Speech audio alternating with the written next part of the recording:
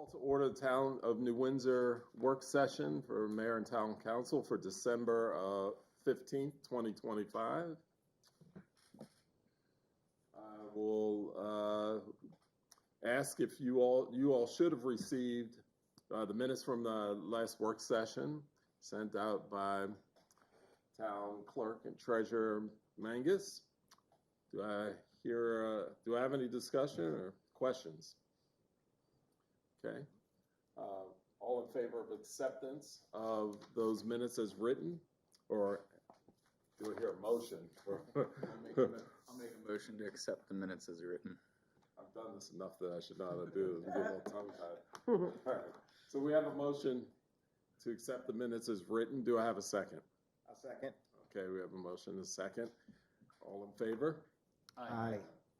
Any opposed? Okay, motion carries. All right, first item on our agenda is taken care of, approval of minutes.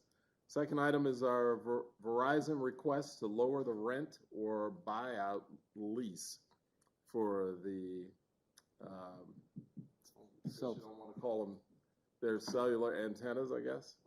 On our water tanks, yeah. So good evening, everybody. On November 17th, I was contacted by gentleman, Mark Gillespie. He's a lease consultant with Verizon Wireless, and he was very persistent about either reducing the monthly rent or taking a lump sum payment option. Reasoning for this request, and I'll just read this from his email, one of his many emails. The wireless industry is rapidly changing with the rollout of new 5G microsite antennas. The value of old macro sites, such as those on rooftops, water tanks, and cell towers, is decreasing. Although macro sites will still be necessary, the total number of required sites is projected to decrease rapidly over the next few years. For context, the new 5G sites are roughly the size of a small backpack and cost only about $300 per year to operate and maintain.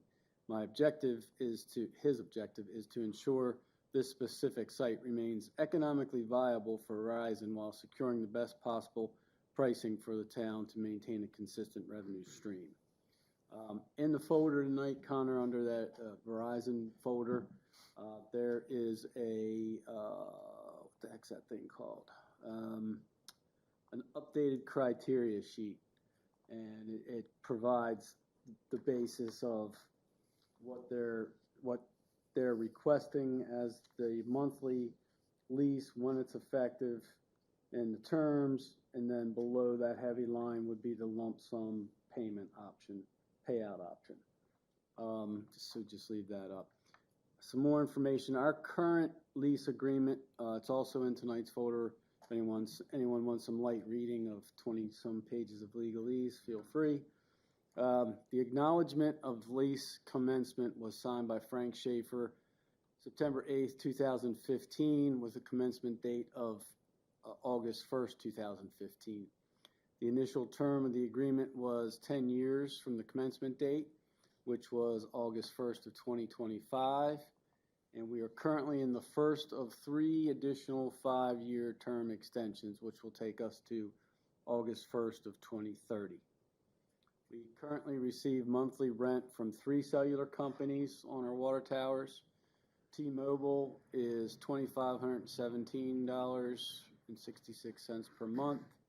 AT&T is $2463.82 per month, and Verizon is $3897.36 per month.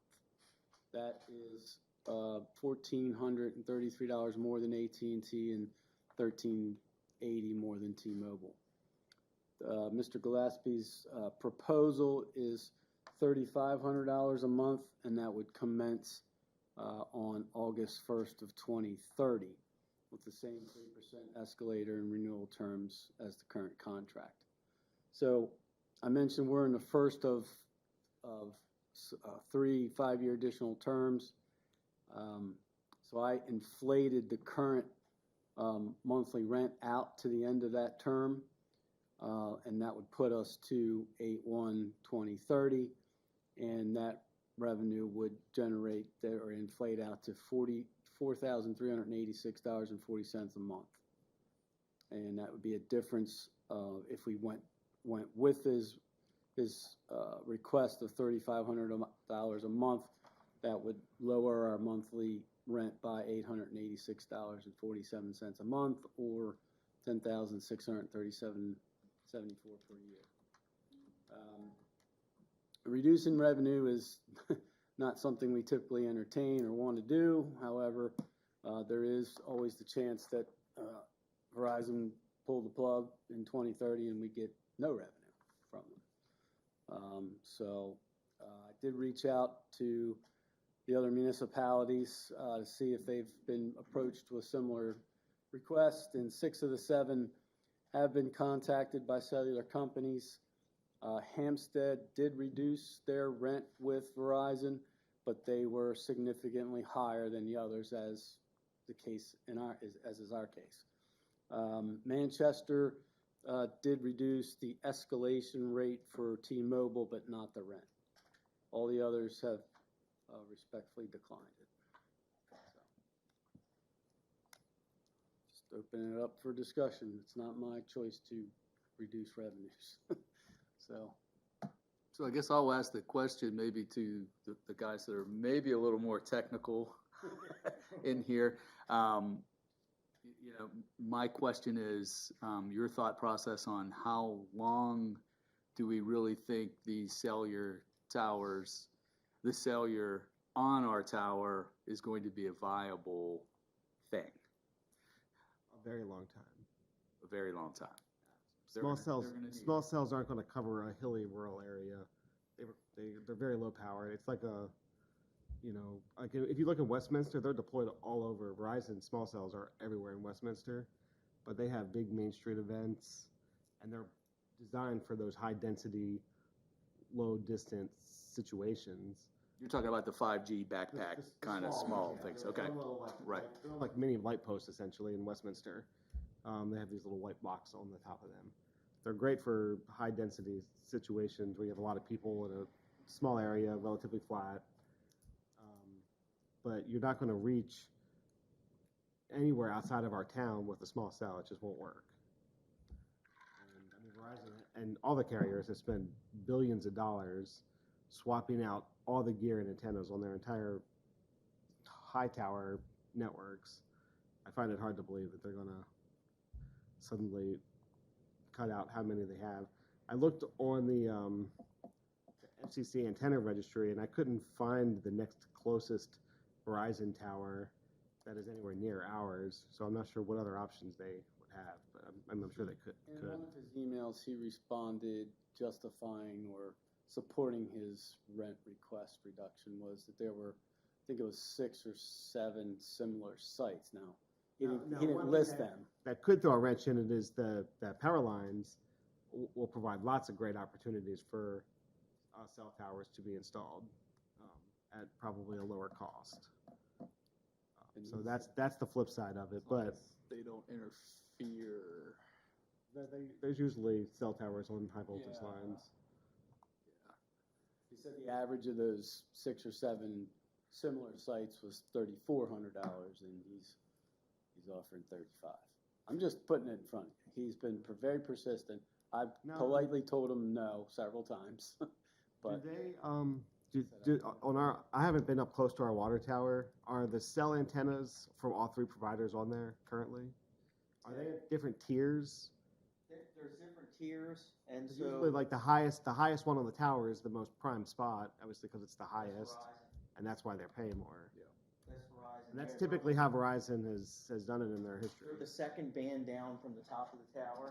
The one thing that I have noticed is when we get the plans that come in saying, hey, New Windsor, can we access the tank site? We want to change our infrastructure, change our antennas. They are getting lighter, which means it's less wear and tear on the bracketry of the tower. And we're seeing them shrink in size and the amount of antennas to do the same work. So typically there's anywhere from 8 to 12 antennas. And when they do the retrofit projects, there's anywhere from 5 to 8. And it's all carrier, the last carrier specific. The last one was AT&T, and Verizon. We just signed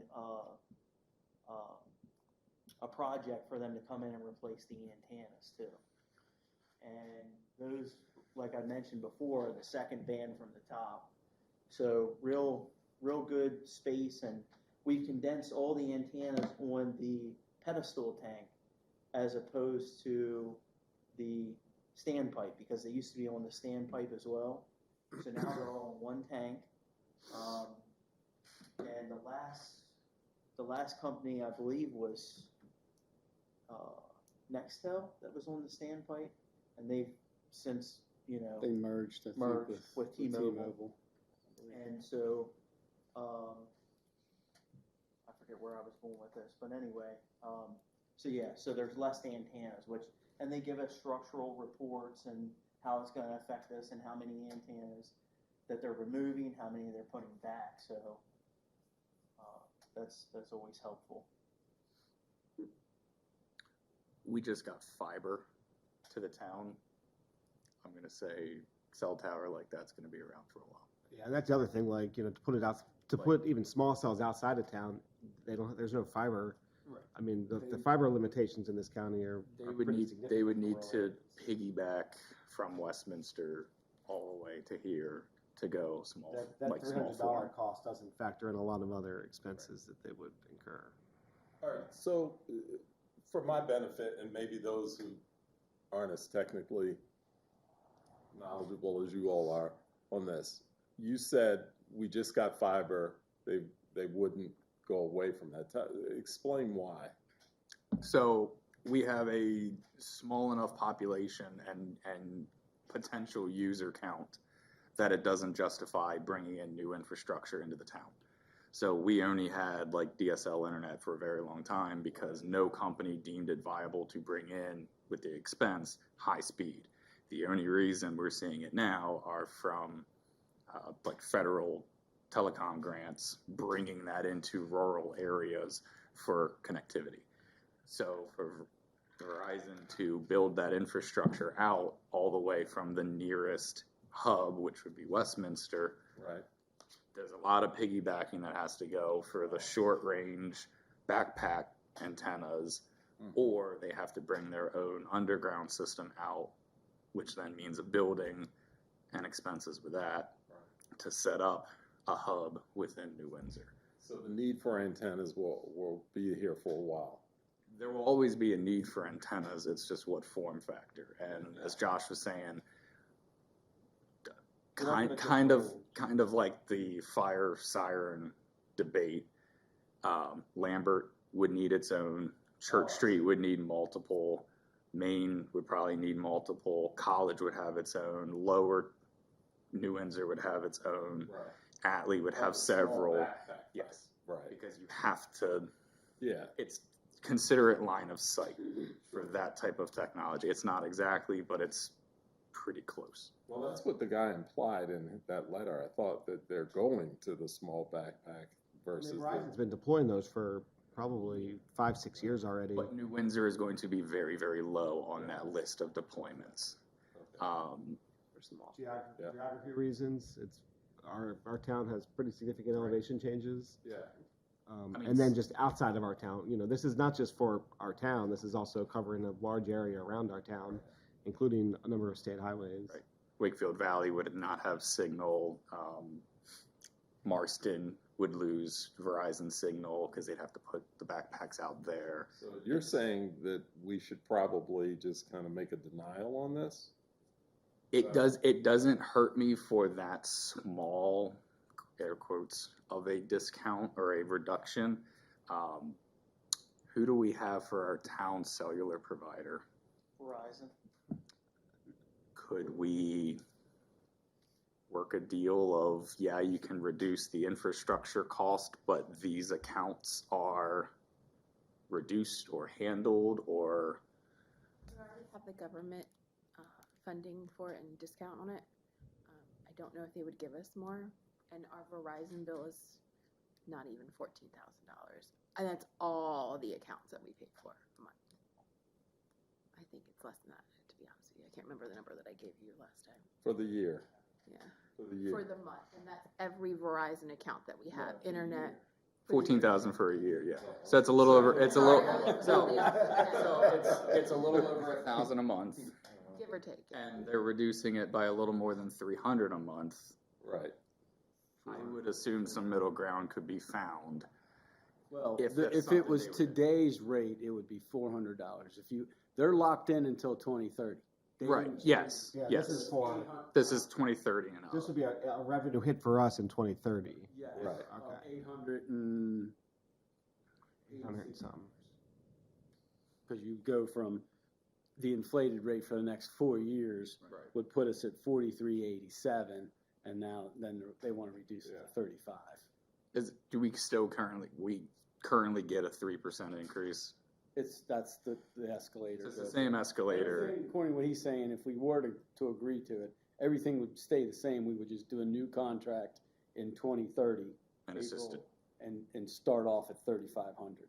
right. It'd still be the same terms and all that, and then the same escalator. I kind of like the idea of seeing if we could, negotiate. Yeah, I would still consider that to pitch to them of some type of reduction on the town's provider service to offset it. I mean, it's a quid pro quo. It costs them a lot less than what they are charging to run that service. And if they need to see, It's still a net win for them. yeah, if they need to see a difference in their infrastructure costs, they can probably take a little bit of a hit on their user expenses. I also did the quick math with the lump sum. Very, very quick math. It's about 40% what the total would be over the 25-year renewal period if we were to take the lump sum. So just if anybody was considering that or questioning that.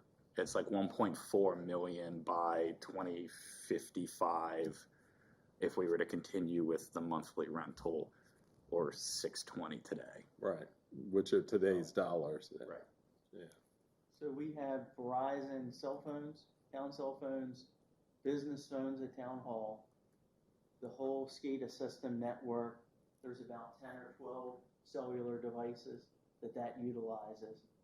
So we're vested in Verizon quite a bit. Right.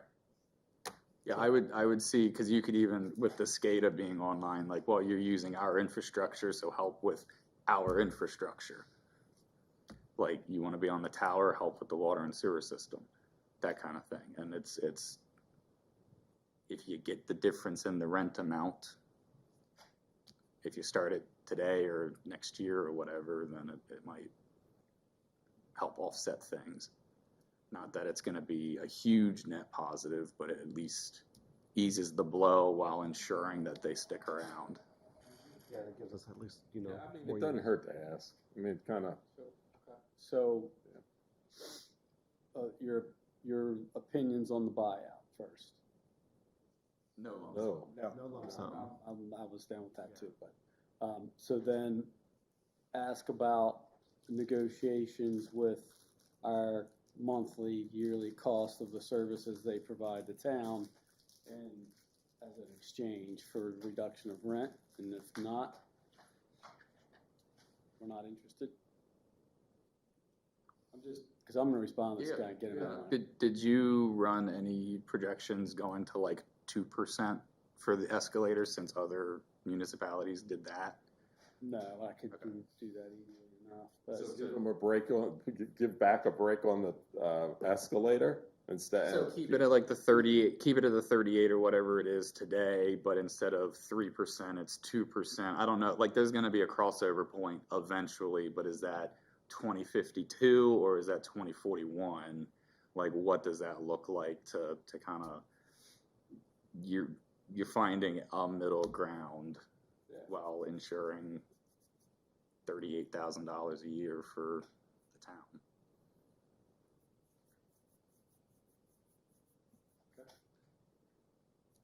Got some direction?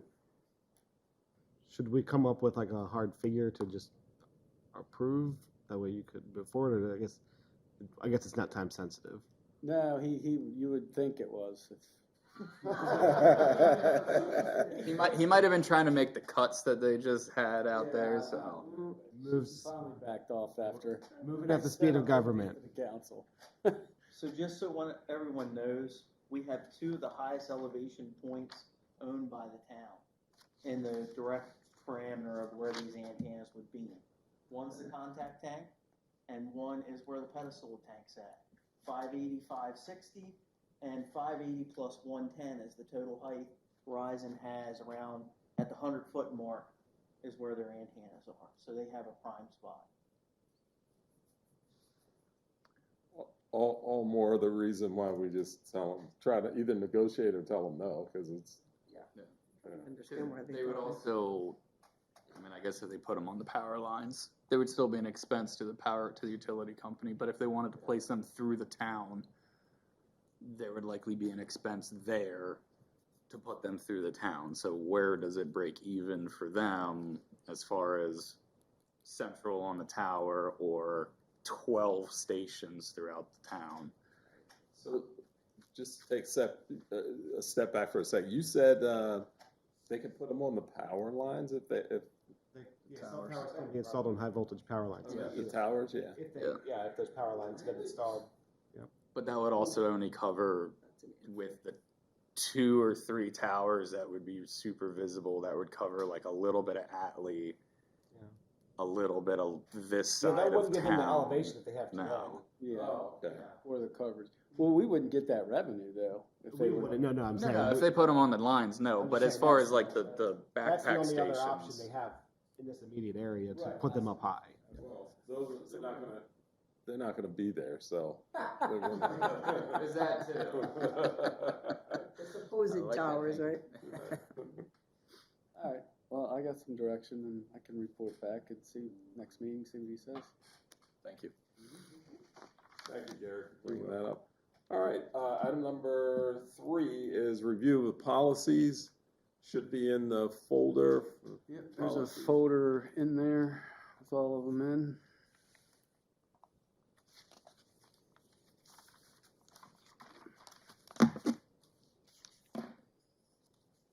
There's 5 in there, I believe.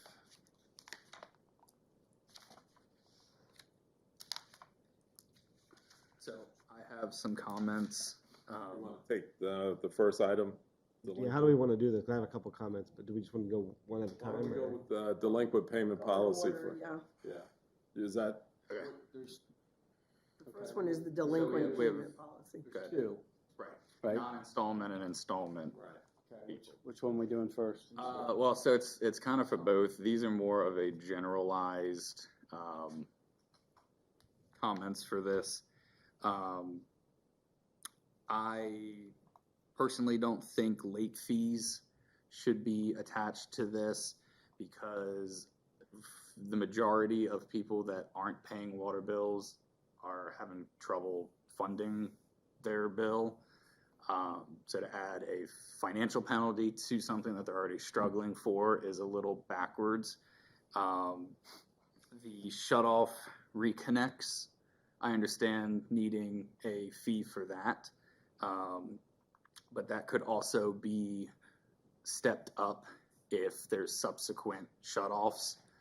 So if we're trying to nail this down, then if there's going to be multiple shutoffs, then it can be, let's say, 25 for the first one, 50 for the second, 75 for the third for the reconnect side. But instead of a financial incentive to have them pay the water bill in a timely manner, it should just jump to a shutoff. Obviously, there's a timeline for that, whether it's 10 or 15 or 20 days, whatever that is. That period should be enough to entice an account to pay their bill versus a $40 late fee. If the threat of a shutoff is to get someone to pay, we don't need to tack on a penalty fee on the backside of that. The penalty comes with like a reconnect fee, right? And, yeah, And then subsequent shutoffs or subsequent late payments should be a shorter, more compressed timeline. So let's say it's 20 days for the first shut-off notice. If it happens again, it's 15 days. If it happens again, it's 10 days. Those types of things, because we do have serial delinquent accounts that just play the system. The delinquent notices should go after the first missed due date. That's either the first month if they're paying in full, or the first installment if they're paying in installments. If you miss a due date, the delinquent notice goes out more or less right away, whatever that next business day is. There was one, I think it was the non-installment. Yeah, so on the non-installment policy, we have delinquent reminder notices will be issued after the 20th, where on the other one, it's on the 21st, delinquent notices are sent out. So just kind of nailing that down to the next business day or something like that.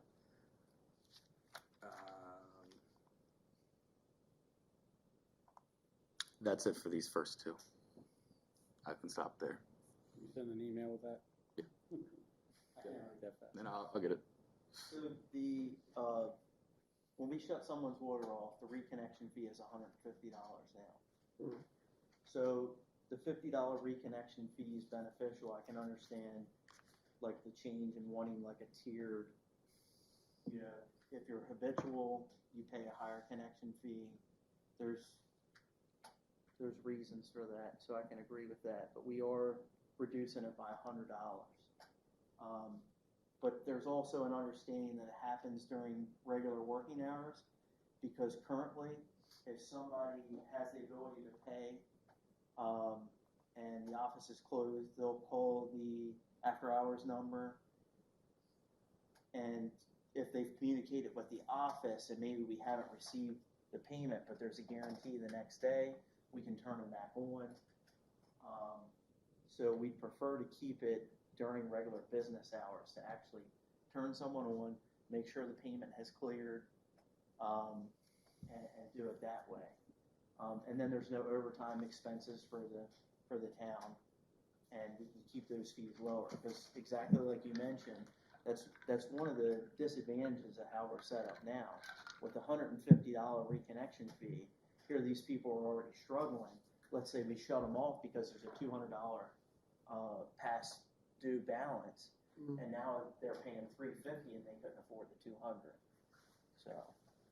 I agree. At the end of all of this, above all, communicate with the town. This is more for anybody listening. Communicate with the town, because we can help with that situation or provide avenues for whatever to help get you right or get you back on track without it getting to a shut off before it gets to that 10, 15, 20-day window, whatever it's going to be.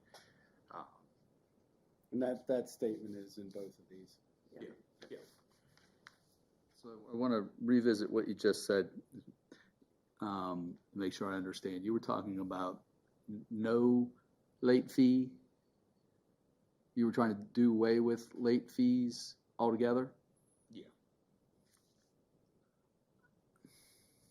Instead of assessing a late fee, let's say the immediate day after the due date, and then issuing delinquency notices, to just issue a delinquency notice, and that's kind of the kick in the rear to, oh, I forgot to pay, I'll go the next day. I'm looking at the policy for installment. It may say the same in both, but it says if installment accounts are more than 2 consecutive payments delinquent, there will be a $40 late fee assessed on the 21st following the second consecutive missed payment. Right. So I disagree with this, with it being on the second payment. It should be after the first due date. And then within the non-installment policy, it has it as the a $20 late fee if not paid in full by the first 20th of the month. So it's a similar thing with the installment and not installment. I just don't think we should wait till the second one. We've been trying to get ahead of this. We've been trying to keep an eye on things and keep tabs on people and help them when they need the help and not let. So if we send them a delinquent notice, so an installment person, if we send them a delinquent notice after their first month delinquent and they do nothing, They get shut off in 10 days.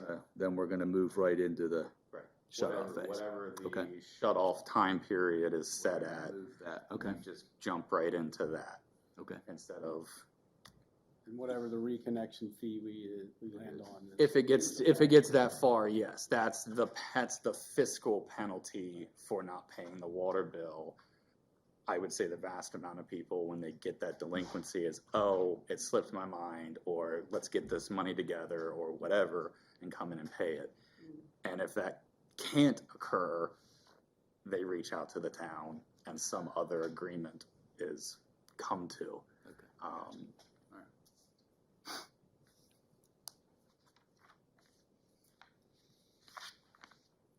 All right, any other questions or comments regarding the delinquent payment policy? Yeah, just a typo kind of thing, under the disclaimer portion of that, paragraphs 2 and 3 are the same.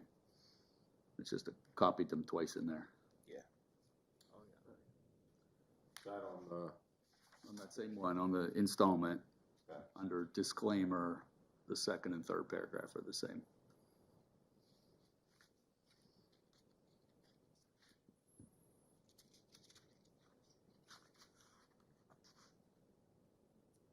I don't have any objection to any of the, first of all, I'm going to apologize to the viewing public. I had an accident and my face doesn't look good, so excuse the sunglasses. But there's a couple of other things in here that I would fix grammatically, but I'm not going to talk about those right now because we're not even in the final version. But I guess what I want to ask is, so the idea is that we're going to be very consistent with applying this going forward versus kind of how we are now. We are sort of, it's a little different kind of with every customer, but it sounds like by coming up, what we talked about was coming up with these policies, and it would give the staff tools. So I'm asking the staff, is that your understanding as well? Gary? Enforce these? Yeah. Yeah, yeah. So Kim, it's gonna mostly be Kim in Public Works. We'll have to. Yeah. So this will be sort of her guidance going forward rather than something different with every situation. Once we get it to a policy that's all, Right, formally finalized. approved, then she has that and can, here's why we're doing, here's the So we can justification. post them on the website and everything, and, yeah, okay.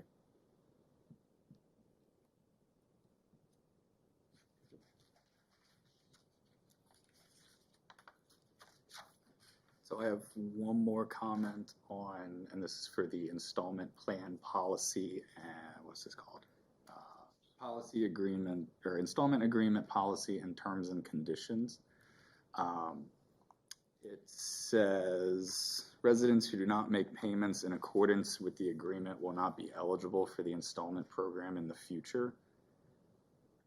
I find that a little counterintuitive, because and maybe I'm looking at it incorrectly, is the point of the installment program to kind of better keep an eye on accounts that have issues paying?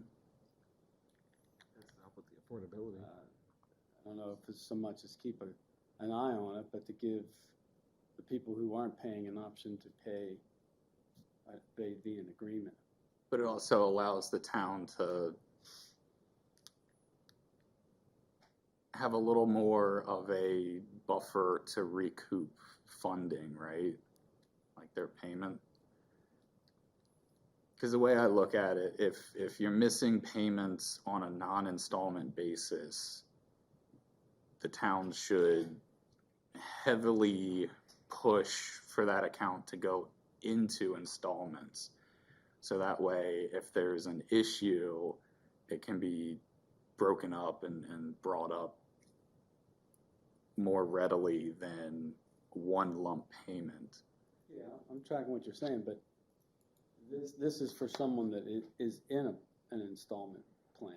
Right, but if they're having struggles with the installment plan, they're not gonna, Taking it away is not gonna. they're gonna have struggles with paying it in one lump sum. I would think. No, So that- instead of, Making it affordable, trying to make it a little more affordable by splitting the payments out, Yeah.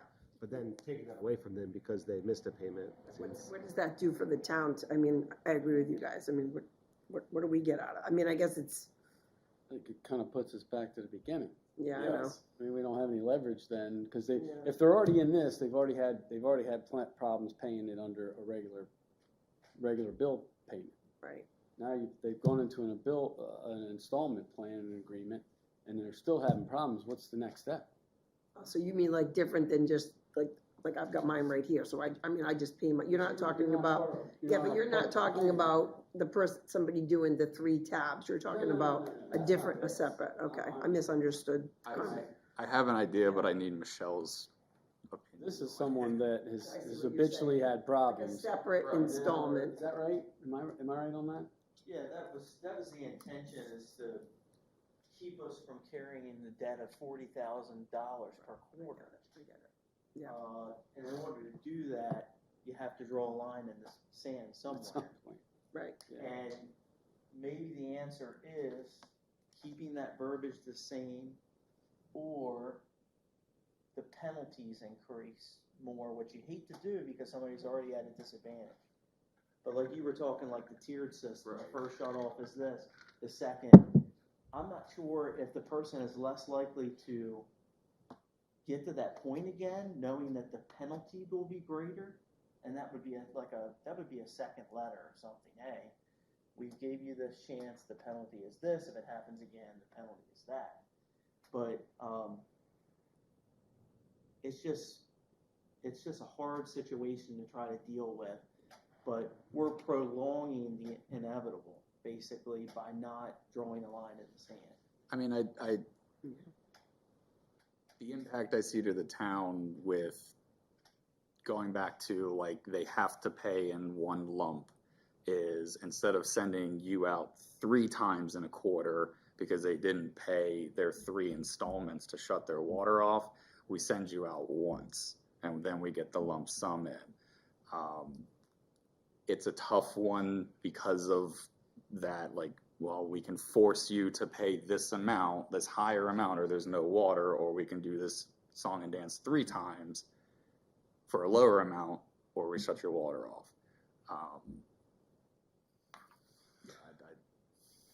I read that and thought, like, well, that doesn't make a whole lot of sense because of, like, they're already struggling, so why would you push them back onto the single plan? But at the same time, you then have to do the song and dance of going out there multiple times if they can't afford it, and they just keep racking it up. I see the installment plan as almost like a compromise and almost a benefit to the payer as an option that they don't have to incur one lump sum. And if they keep not paying it, it's almost like they're taking advantage of that. And we have people that are already taking advantage of this situation because we have people who don't pay it, and then as soon as they get a notice, they show up and pay the whole thing. You have to remember also, I'm sorry, Kim, No, that- was done. that what they're paying for is water that's already used, Right. right? We've already treated it, we've already got it to them, they've already used it, it's already in the sewer system, it's already heading back out to the Chesapeake Bay, and they haven't paid for it. So the rest of us that are making payments have already paid this money to treat that water and for them to have water and not be paying for it. I mean, we're in the rears here. It's not like you're paying ahead for a service. Right. It's gone.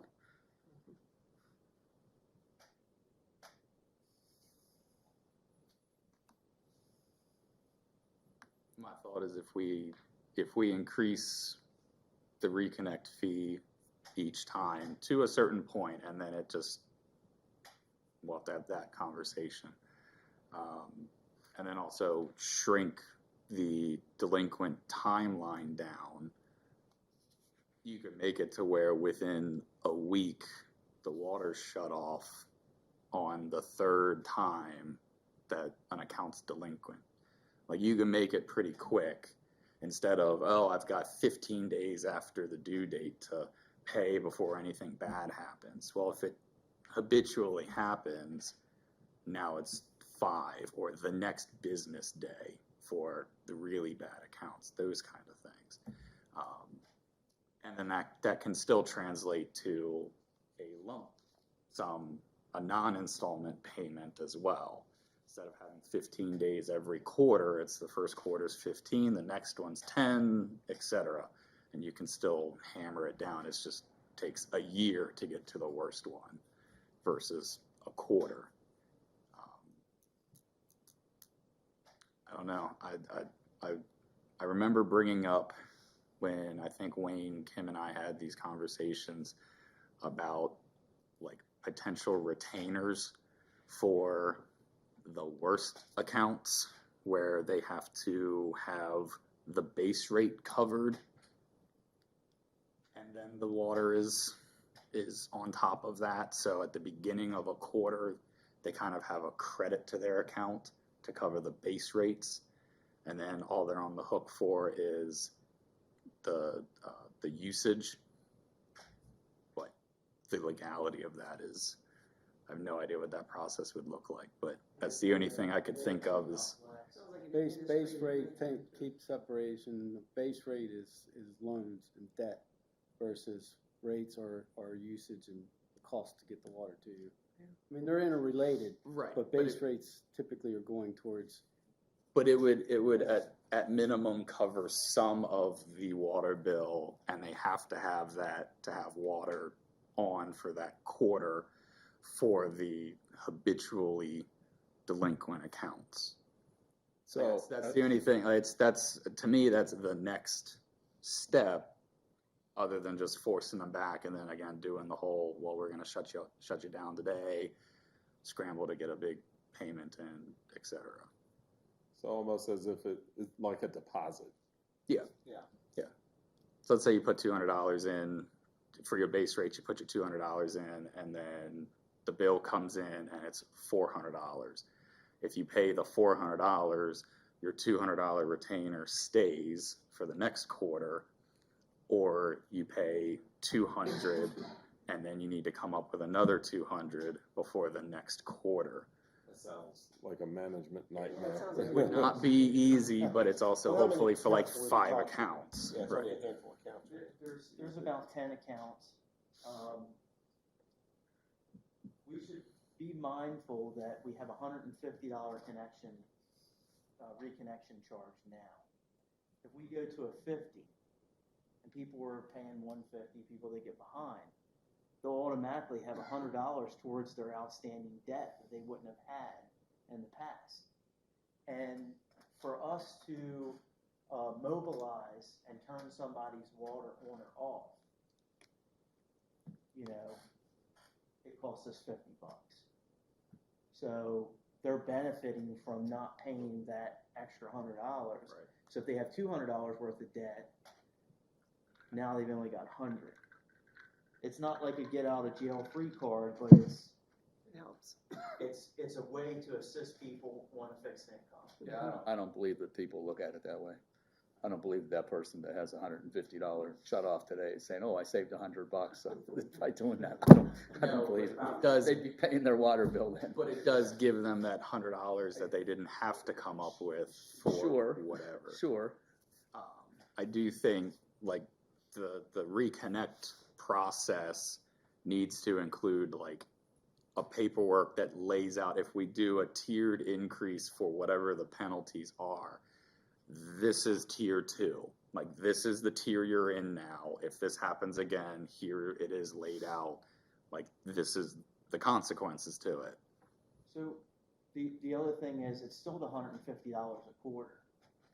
In this method with the installment plan, $50, okay? You're on an installment plan, you're late this month, we're shutting you off $50. They pay the $50, next month they're late $50. and again and again and again. It's You're still. gonna tell me I gotta hire another public works guy to be going around turning all these people on, Well, see, because we're doing it so much. the thing of it is, they're gonna know we're serious. Yeah. And at the beginning, it's gonna be labor intensive, like Dave's saying. But eventually, it'll be easier. Yeah, I agree. And so, Yeah. when you quantify it, it's still the same $150, but they have the ability to regulate whether they're paying $150 or whether they're paying $50 or whether they're paying their bill. Does our water billing system have the capabilities to keep track of this? 'Cause what is Kim gonna become, a spreadsheet guru, or is she gonna have a piece of paper 40 miles long? How are we gonna enforce, not opposed to the things that we're hearing, but how are we going to enforce by keeping track of, the 700 households we have in town, and then everybody in this different situation, you're in month 2, you're in month 1, your bill's this, how the heck are we gonna keep how's Kim gonna do that? That's a good question. Maybe we And need to, it's 10 today. right. I mean, what if it were 20 or 50? Worst Right. case scenario, But 100. to I mean, playing devil's advocate to everyone's point before, this service, they've already used the water, we've already processed it. We're stopping them getting behind a whole entire quarter. And now we're looking at it a month by month basis. If you wanna be on the installment plan, you're on an installment plan. And if you're late, we're shutting your water off. And that's the case for every month. So rather than them be 5 months behind, they're 3. Right. yeah, So what happens in your scenario where if you're gonna prorate, so to speak, the normal $150 shut off, and the first offense is gonna be 25, 50, 75. What happens in the third offense? You mean after the third? Yeah. It either, It's gonna happen. you jump into something extreme, 500. make it $300. Or a quarter's base rate, so it's 202. Make it hurt. It's now 4th or 5th time, however many chances we're gonna give, they've had it. So it hurts. Yeah, I mean, it's, Could we try the simplified version first? Because it's a step in the right direction, in my opinion, and then reevaluate after several quarters. Because to do the spreadsheets, to do the tiered turn on, turn off fees and that kind of stuff, it's gonna be complex. And it's gonna be hard to manage things, whereas with the $50 fee, you're on monthly installments, you pay your bill every month. If you don't, you're late, you get a delinquent notice. If you don't pay after this date, you're shut off. And then start there, because, we can always, edit the policies later on. Yeah, their policies, not ordinances or Right. right. resolutions, which they can still be adjusted, but policies are much easier to amend Right. quicker in a future. My fear with just setting it at, let's just say, 15 days to delinquent as a shut off, and it's $50 to reconnect. You're gonna have, let's just say, the 10 habitually delinquent accounts are always going to be day 14 instead of 15 on the first one and 10 on the second, where it kind of steps itself up. You're just setting it up to where it's 14 days. Right now, it's 21 days typically for like delinquency stuff to go out.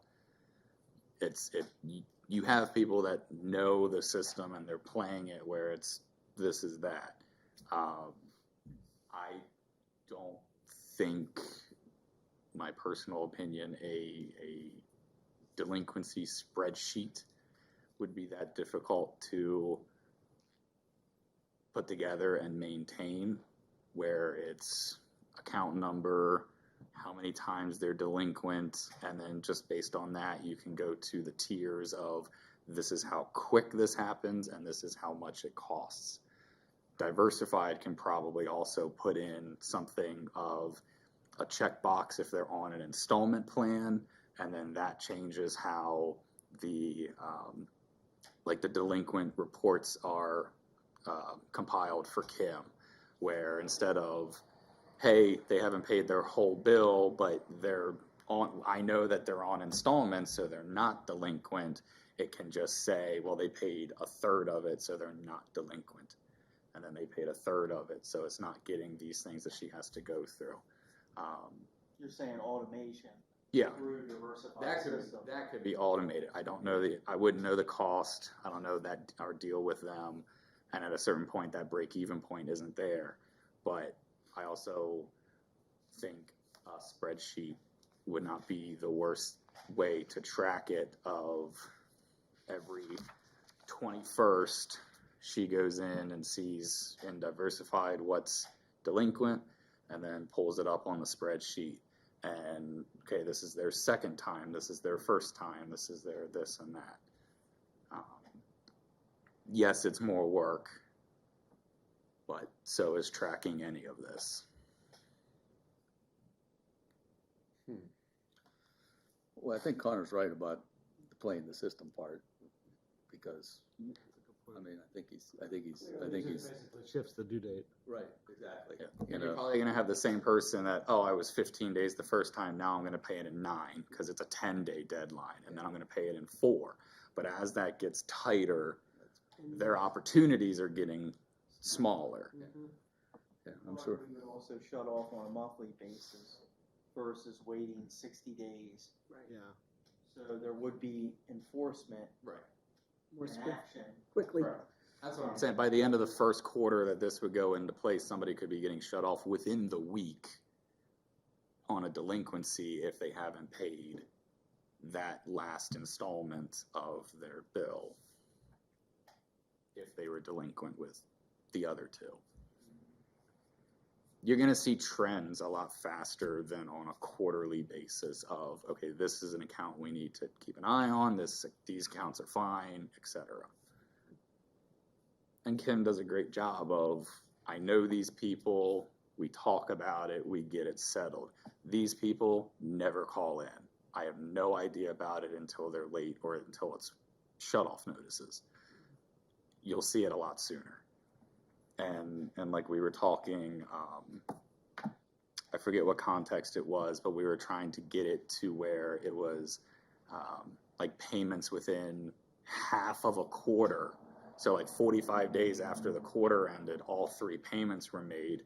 So we had a heads up moving into the next quarter that kind of does the similar thing to this with the installments. That's the goal, is to have a zero balance on all accounts. Right. So when you transfer into the new quarter, like Dave mentioned, they've already used the water. And so now, essentially, they're behind again automatically.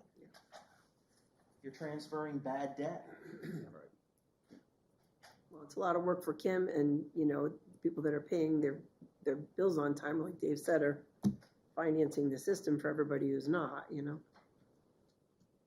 Have we ever reached out to other municipalities to ask them how they address that? I reached out to all municipalities about their billing system, how they do it Yeah. after so many days, and Kim had all that information. And she came up with the policies. From my recollection, we're a lot more forgiving than the We others. are. We are very forgiving compared to all of them, a lot. So maybe we, That's one of the things about being a small town, you know. Let's be honest, I mean, No, there's no matter what you do, there's no easy solution here, unfortunately. Right. What you do, people are gonna play the game. It's an incredibly fine line between helping and It's a balance of helping the people that, you know, truly 1 quarter or 1 year need a little more help, and then the people that are just constantly like, yeah, I have more time, I have more time. yeah, I can push that. I don't need to pay that yet. I'll admit, I'm the person in Town that says, I've got more time, and I get a $30 late fee every quarter. It sits on my counter, and I walk past it 15 times, and I go, oh, I'll pay it next month, and then I'll pay it tomorrow, and then You're I, sat in their council meeting. I paid mine on time this month, and I'm sure they were all shocked. No, do I abuse the system? No. Have I been shut off because I've forgot to pay it? Absolutely. Have I never not forgotten to pay it again? Yes, but. That's a pretty good wake-up call. It was a good wake-up call. My husband was not happy with me. But I mean, there are people that abuse the system, 110%. I think most of them are. Most people do. So it sounds like we're just trying to decide whether we shrink that window of opportunity to work the system. Yeah, and whether you want to introduce tiers to it or not, where, I mean, we could make it 5 days after a delinquent notice goes out, your water gets shut off. But if somebody's on vacation or out of town or in the hospital or whatever, then you've got a fee, unless we want to put in something that, oh, that's discretionary, we can remove that for you. The tier at least gives like benefit of the doubt, like, oh, it fell off the fridge and went. I think I've maybe gotten 2 delinquent notices in Town, and I've lived there for 5, 6 years, 7 years maybe. Like, and I'm perpetually late. I'm not gonna lie. They don't send them? Or they send them and it gets magically lost in the mail. I don't know, but like physically have gotten to my mailbox maybe 2. Interesting. I've always thought that was interesting. That's why it usually sits on the counter and I walk past it 15 times. All right, well, where do we want to take this? My suggestion is that you get these together, your thoughts, whatever, and then come in and meet with Kim and Wayne and revise what these policies, and they're, like I said, they're works in progress, and we'll bring them back here. Because these 3 are all pretty much, the 3 we've been talking about are all related, and then the 4th one is basically just the installment plan application. Yeah. Which is just a 1-page. Yeah. Is any issues on that? That should be pretty straightforward. Just when you're going into the agreement plan, it's the application stating what you're going to do. Right. Enter into the plan. Since we're currently talking about it, do we want to entertain like an emailed delinquent notice as well as a formal mailed letter? Because if it takes, let's say, 3 or 4 days to get to you, but you're in that 10-day window and it's a holiday weekend, and you know what I mean? Like, do we want I think we to? should probably send the mailed bills also, but I think the email makes sense too. I think we can send the email but still mail the letter. Right. So legally, we have the letter sent, and then we still have the email. The Kind email of as would just a help notification of the like, good oh bill. crap, I didn't that pay my back. bill. Let me go pay it It the helps next the day or neighbors in the whatever. world. And since we're signing people up to an installment plan, you have the opportunity to gather that kind of contact information. It's right on there. Yeah, so that's something that Kim's working on now.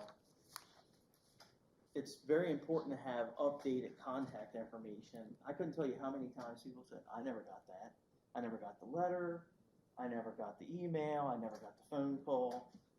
At some point, it's inexcusable with this installment, agreement or whatever. Every time that person calls in to make a payment or whatever, we should have a current email. I don't know if we can do read receipts. I know she sends emails. We do letters, and then we do hang tags. So we've stepped up that process quite significantly. There's always somebody that's going to have an excuse. It's something that I've learned. Yeah. Especially with some of the people that are habitually late. This happened, that happened, I didn't get it. But this is kind of a way to say, hey, we're being serious here. We start shutting people off more on a monthly basis that's on installments instead of waiting a quarter where they're almost 2 quarters in the rear. They'll start paying. Yeah. And the email is more for, let's use Dana as an example of, oh, I forgot, let me go pay it. You're habitually late are going to have those excuses no matter what, even if you went and told them in person. I know I think it was a council meeting, we talked about trying to get people over to electronic delivery for water bills and stuff. I don't know what the right push for that is, but that is probably something that we should try to do, just because of the cost, which has been brought up several times with postage and man hours to mail them all out. I know we're still going to have some that need to get mailed, but if we get the vast majority of the town on emailed bills, then using tonight, that makes up the cell tower difference. Like, it saves the money, it saves the time. This is a conversation for another meeting, but maybe we could give some kind of an incentive, like a $10 credit or something like that. If you sign up for your bill electronically, $10 off your next bill or something like that. I mean, in the long run, what it costs to mail these things. It's a lot. I brought up statement credits when we talked about this months and months Yeah, ago. no, I think that's a But good idea. the issue was all like, okay, how do we track it? Again, like that was the legwork for that first kind of thing of how does this get implemented? But exactly, something, sign up, you get $10, and the town saves for that individual at least $5 a year in postage and time to mail out there. We should calculate that and tell the residents What this is costing costing you as the user of the system to get mailed bills. Do we have to send the delinquent notices out registered mail? I don't think she's done. but- I don't think we do. I think I saw them on her desk ones. I think they were just regular mail. Regular mail. Okay. Anything on the financial disclosure? That's kind of shifting gears a little bit. I do have a couple comments on that one. What was that? The financial disclosure statement. Yeah, you said you have. Comments, yeah. The way it is written, for one, I think it would be helpful to include who the officials and employees are. So that section B, it says like officials and employees and described in section B. We could just list which officials are included. That's all of us. It's everybody. But it's not all town employees, is it? Oh, is it? it would Yeah, be. all- We yeah. should just say that rather than saying section B. And the way it's written, it's kind of like implying that it's a one-part test to like the disclosure requirements, but really it's a three-part test. So it's reportable if it meets all three of those requirements, not if it meets one of those. But it's not really clear that it needs to meet all three. I think that was strictly, don't quote me, because I wrote this a while ago. I looked up the town code. Yeah, That's the only reason that Code was, yeah. to get it clarified for me. And in the code, it's written as a three-part test, but in here, it's written as kind of like, if it meets any of these, it's reportable, but it's not reportable unless it meets all three of those. But also, I'm not sure why we would allow people to get a gift from anybody we're doing business with, personally. I think it should be 0, but. You guys can change that. It's As I just sit here changing with the an code. LB Walter hat.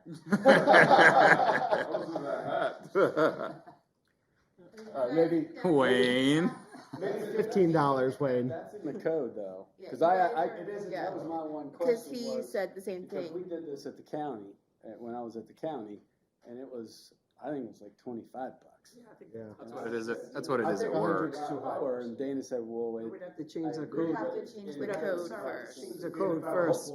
That number is way lower for me as Yeah, a it's a federal lot, I'm employee. a state employee, and it's a lot lower for me too, but we would have to change the code. And you guys have the power to do that. Right. We'll keep it 15, Wayne. Okay. Are you valuing my hat from a distance? Pretty sweet hat. These are gifts from like Vendors. and- business relations, right? Yeah, Yeah, that's Correct, what, I haven't looked at the code for like a this. hat, Yeah. you know, or sweatshirt or. I mean, this is almost verbatim the code. It's just missing a little bit of description. Because like for us, it's like even employees and stuff, like you Yeah. can't accept gifts. Right.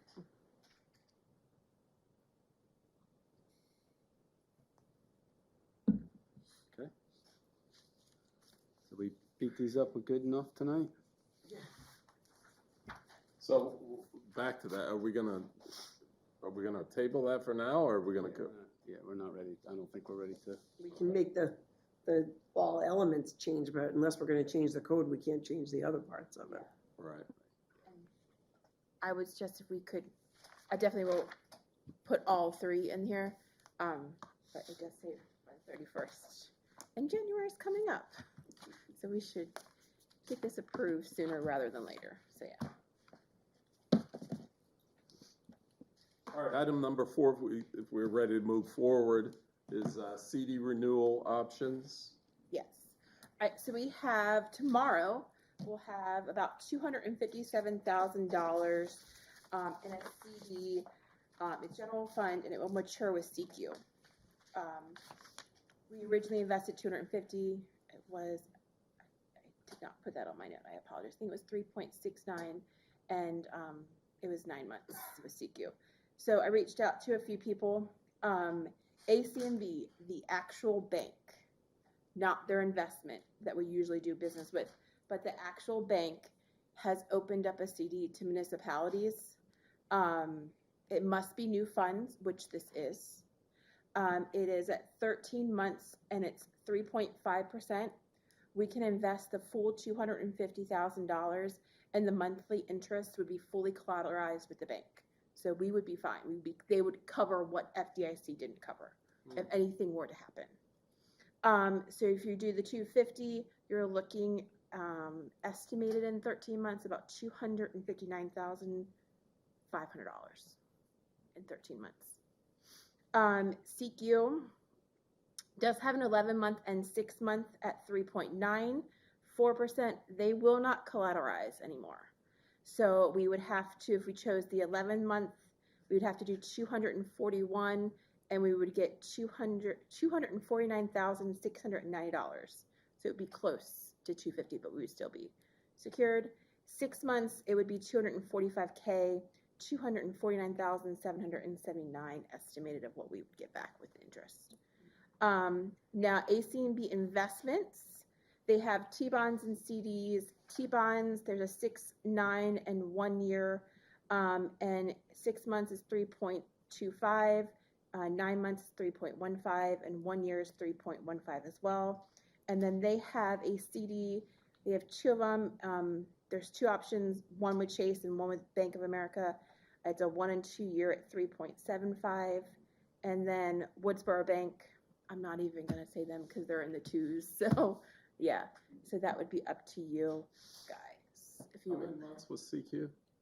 CQ, there's 11 and 6 months, and it's 3.94%. They will not collateralize. So 11 month, we would invest 241K, and in return, estimate get $249,690. 6 months would be 245, and we would get $249,779. So under FDIC. So we just have to break the accounts, break the dollar amount up into 2 separate ones. I can tell you CQ, out of all of the banks, are the worst to get communicated with. Yeah. So they take a moment to get back to me. Yeah. So, but it's Who's up the to easiest? ACNB, but we have a solid relationship with them. Matt and anybody over there. ACNB, Matt's with the investment team, but anybody else, Roxanne, they all help us at the bank. But the bank itself usually does not open their CDs to municipalities. So this is kind of new for them. This is what? This is like a new thing for them, a rare new thing for them. What were the numbers on the ACNB investment portfolio? So it's a T-bond at 6 months at 3.25, 9 months 3.15, and then a year at 3.15 as well. And then there's 2 CD options that they have. It's Chase and Bank of America, and it's 3.75, both of them. No matter what year you chose, 1 or 2, with the same rate. Okay, so it's 375 for, what are the options for the months? A year and 2 years. Oh, sorry, no, And just to break down while you guys kind of think about it, our current investment standings, we do have 2 CDs that will mature in March and October of 2026 for general fund. And then we do have the Maryland local investment pool that works like a mutual fund. We invested that and it was 4.16. It is down to 3.86 right now percentage. That goes up and down daily. It's like, yeah. And then we have one CD for enterprise, and that will mature in March.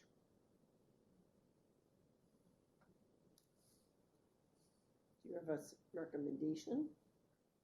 Because we are collateralized with the actual bank, because you'll get more bang for your buck. And you'll be secure. I mean, Chase and Bank of America aren't going anywhere either, knock on wood, I don't think so, but, yeah. Actual bank mean ACNB. Yeah, not their investment team. So the rate's lower, but the The rate's lower, but you can invest more, and you'll be in, and you're still fully insured. some and covered. security of doing it, and they're easier to work with. Would you be open to investing more than 250 at ACNB? I'd have to double check with Jeff of Treasury if we can. I thought about that. I did not ask that question. I'm not gonna lie. But we definitely can take the two, if they will allow it, the full $257,000 and do it and just roll it into them. I don't see it being a problem, but I would like to make sure it is fine with Jeff, Okay. who does all of our collateralization. I would try to get as much in there as possible. It does have to be new money. That's why we can't pull from our other account. Right, but we have other reserves.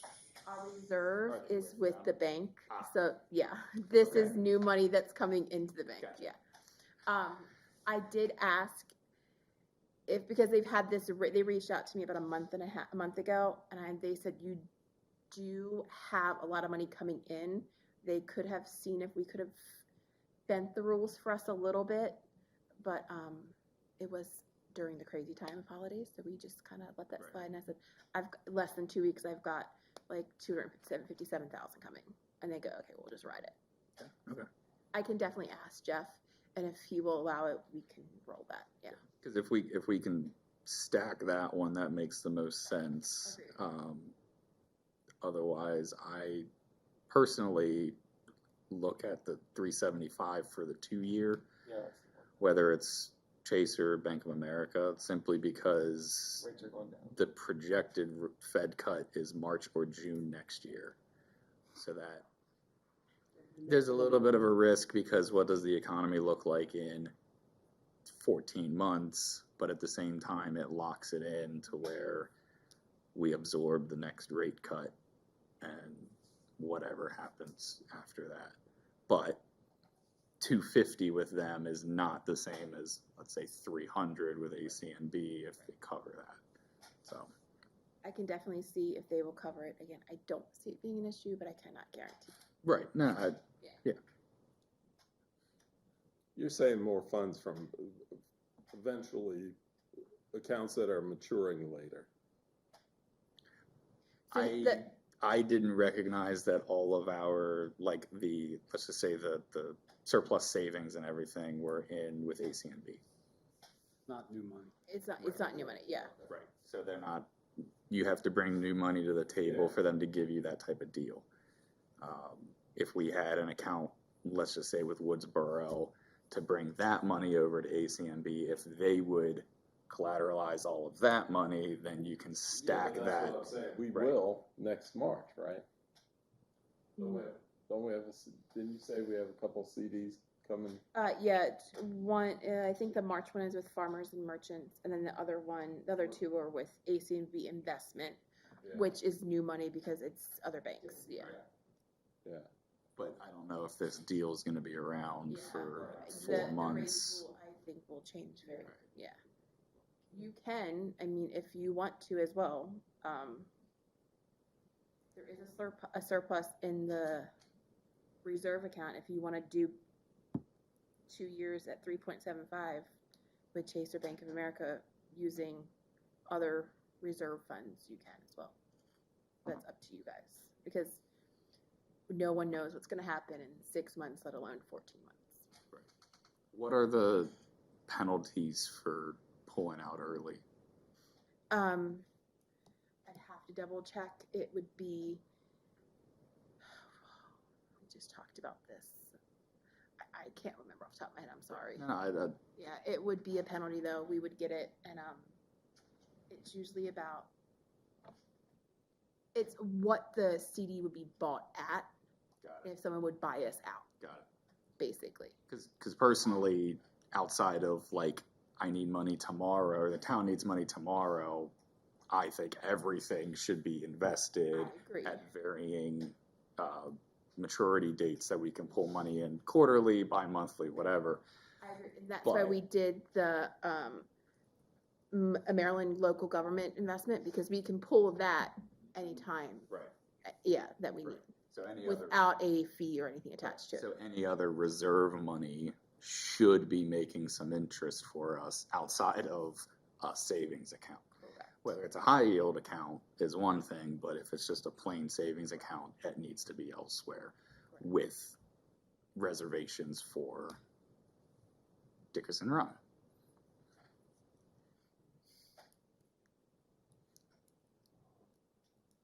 What do y'all wanna do? I can definitely check and see if he will allow us to do the 257K with AC&B, and if they do, would you like to go that route?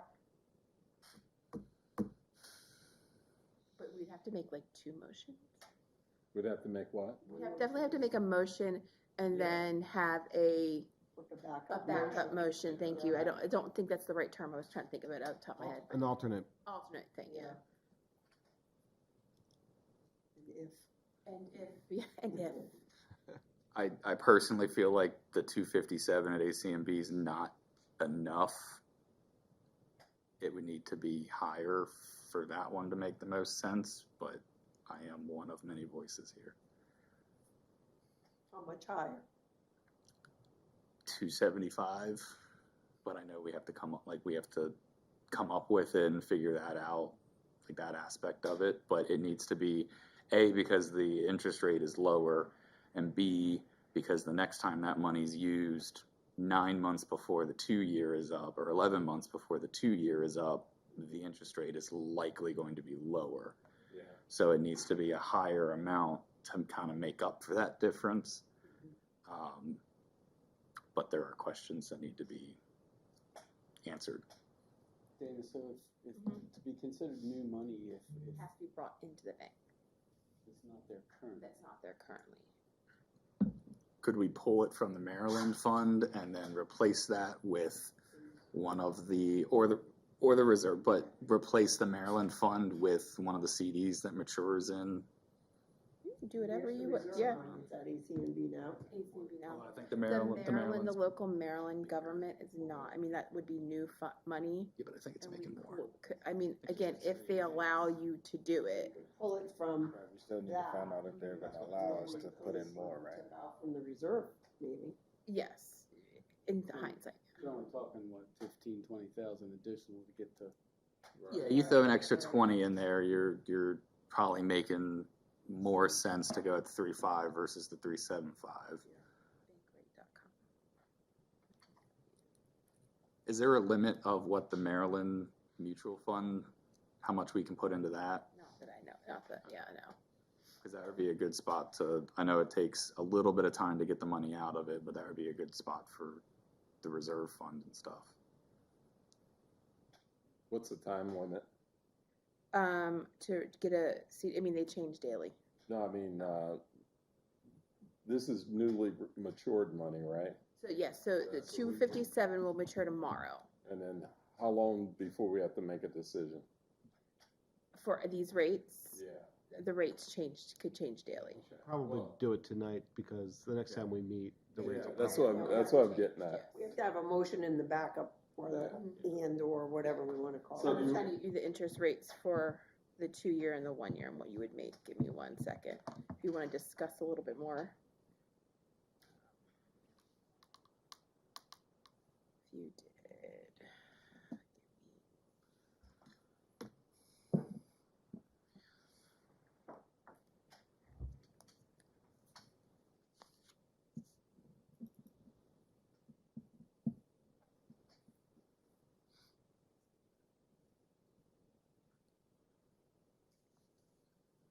I would keep over. 39. I mean, it is in the investment policy, it does not say that you don't have to be FDIC insured. You guys have that right to oversee it. The 3.75 is with Chase and Bank of America. Are those banks going away? My personal opinion, no, but I'm not a magician. I don't know the future. Something could happen tomorrow, but you wouldn't lose anything. You would still have your initial $250,000 deposit. You just wouldn't have made the interest money. Right. I'm willing to risk the interest as long as the principal is secure. Yeah, the principal would be secure no matter what. Yeah. Right. So the interest could be lost. Right. But again, it's Chase and Bank of America. So. You don't expect a lot of banks to collapse. Probably not going, I agree with you, they're probably not going anywhere. It's not gonna allow banks to collapse. If they do, I'm I gonna be don't in think trouble those are because, gonna go. Yeah. that's where I have all my money. So do you want to go with 2 years, 3.75 with either Chase or Bank of America? Yeah. Whichever one's Whichever still one, yeah. has that tomorrow. If we can't stack it in the collateralized AC&B account. And you want to do 275K?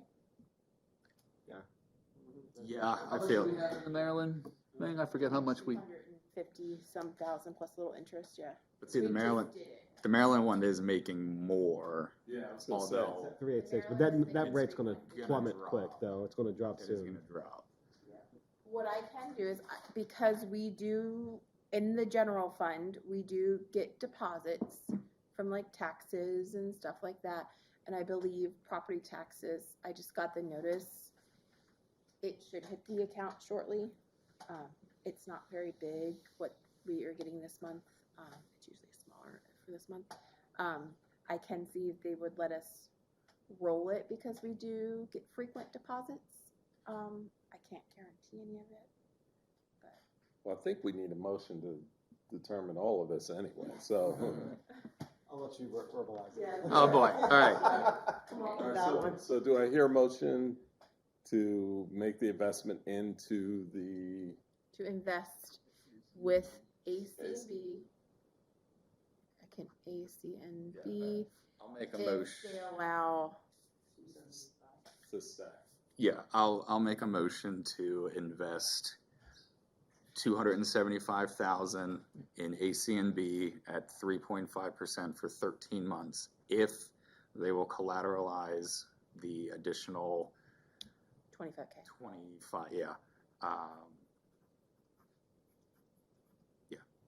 And if not, Well, do you want a second motion for we that? need a second motion. I'll second that motion. Right, so that was Connor and that I'm not was. gonna ask you to repeat it, because. She's got it. So a motion to invest with ACNB if they allow 275K and collateralize additional $25,000.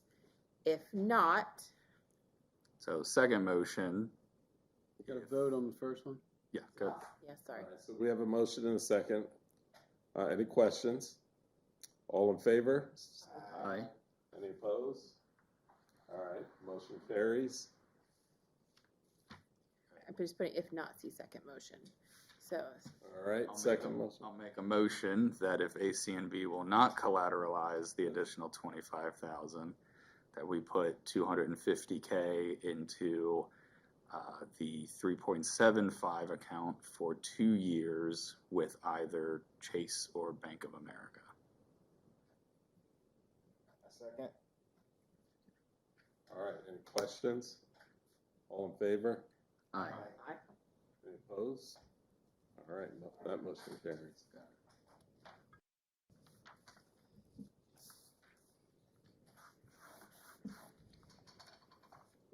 Roxanne's gonna have a heyday with me tomorrow. Just tell her I sent you. It's Connor's fault.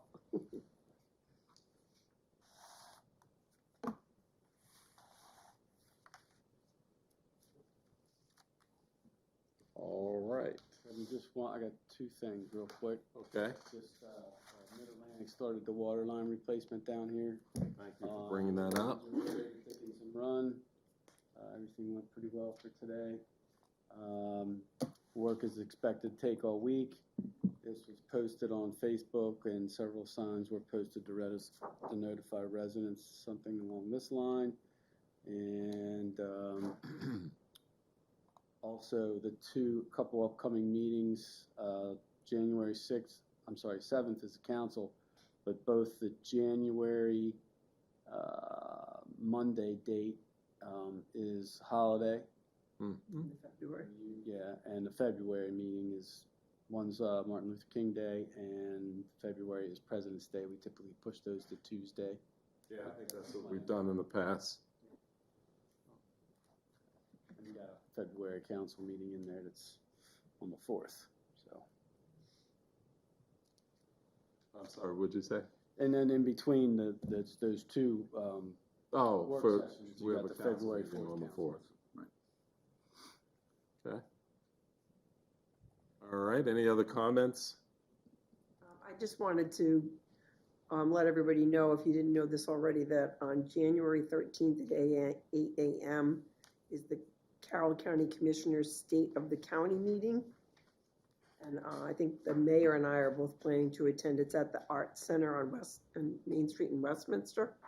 So it's a yearly event, and they allow people to come up to the microphone and speak. So just for the folks in this room and for anybody online, if there's anything you want the county commissioners to hear about, Did you say that was 8 a.m.? it's 8 a.m. Okay. Did they have an end time on it? It says 8 to 9, but I went last year and it ran over, so I don't Okay. know I don't know how strict they are about that. Had But that they as- they do have microphones and folks can sign up to speak, and it's, you get 3 minutes just like we have, that kind of thing. If I'm not mistaken, that's at the Carroll. Yeah, it's at the Arts Arts Center. Center on Main Street. I forgot the street number, but it's on. All right. In that same vein, they're going to be busy that week because on the 15th, they're having the Meet the Commissioners reception. Mhm. And that's That's in the evening. That's isn't in it? the evening. That's from 5 to 7:30, which I plan to attend that as well, so. So I will actually, on the 13th, I'll be in the office that day and we can schedule any meetings that we need to do. Just for internal things that we need to go over some things, I'll be here on the 13th. You gonna give me comments on that letter I sent you? Which come, I'll tell you did later. you send it this afternoon? No, I sent it like Friday to you and Michelle. I was okay with it. Thought I said that. I'll send some, yeah. In a response to, well, we can touch base, yeah.